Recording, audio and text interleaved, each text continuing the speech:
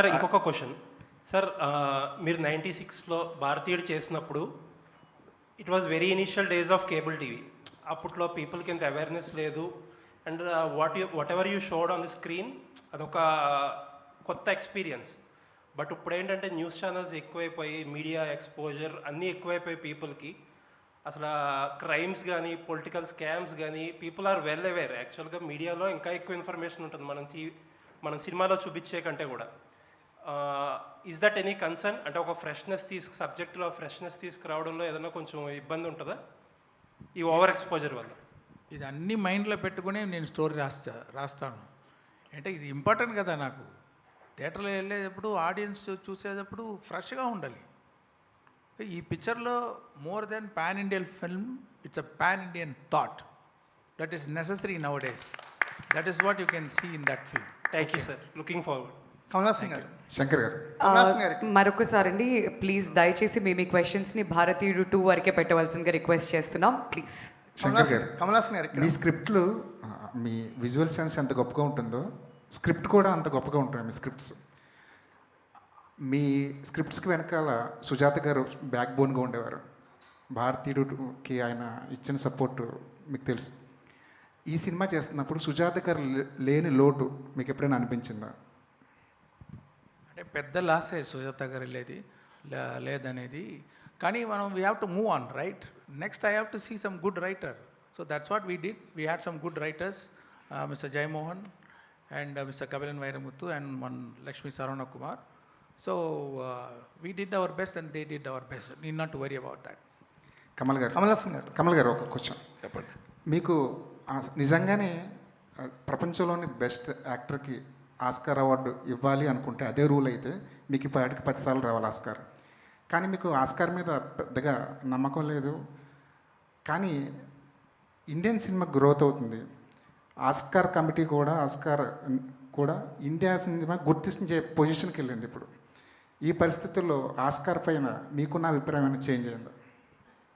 అభిప్రాయం చెప్పడం కన్నా నాకున్న కళలు ఏంటో చెప్తాను. అది చెప్పి ఒక 20-25 ఇయర్స్ అయి ఉంటుంది. ఇప్పుడు I want to give world's best performance award from India to the rest of the world. I will tell you the reason. ఒకరితో చెప్పటం కాదు. We are the largest film-making community in the world. అది మనం గుర్తులో పెట్టుకొని pictures తీస్తే we will become the best quality producers in the world also. ఇప్పుడు అలా చేస్తున్నామా అంటే లేదు. But we can. So then we will, Oscar will come and take ideas from us. Instead of commenting on what is wrong with Oscars, we can set an example and tell them what could be right with Oscars. Thank you. Kamal Haasan గారు, sir ఇక్కడ sir అంటే throughout careers అన్నీ ఛాలెంజింగ్గా ఉండే పాత్రల వైపే మీ journey సాగుతుంది. After 2.5 decades తర్వాత సేనాపతి పాత్ర మీకు మళ్ళీ పోషించే అవకాశం వచ్చినప్పుడు ఒక బిగ్గెస్ట్ ఛాలెంజింగ్గా ఏమనిపించింది sir? Sir, the biggest challenge is the audience. Are they ready? అనేది first thing I asked. When he told me the story, that challenge part was not so frightening. Another thing, ఈ world record గురించి మాట్లాడుతున్నప్పుడు very few people like Cecil B. DeMille have had the opportunity to do the same film once again, 20 years later, 25 years later. Like 10 Commandments is in black and white and also in color.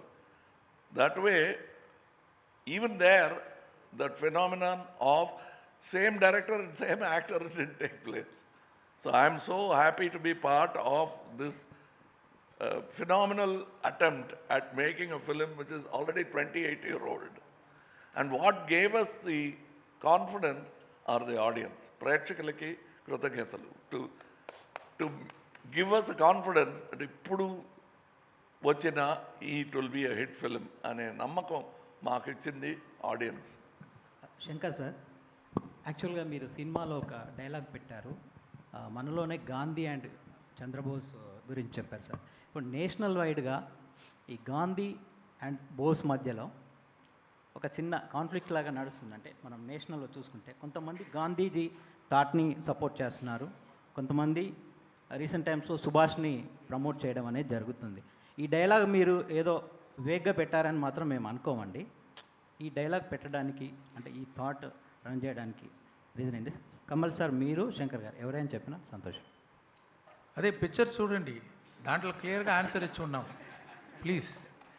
Picture జవాబు చెప్తుందండి.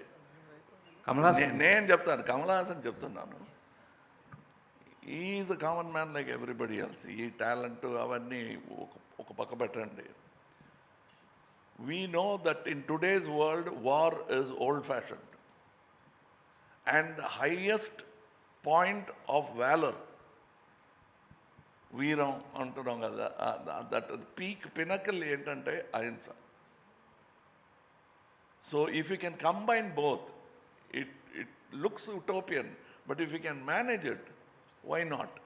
That thought I would like to put forward to today's society.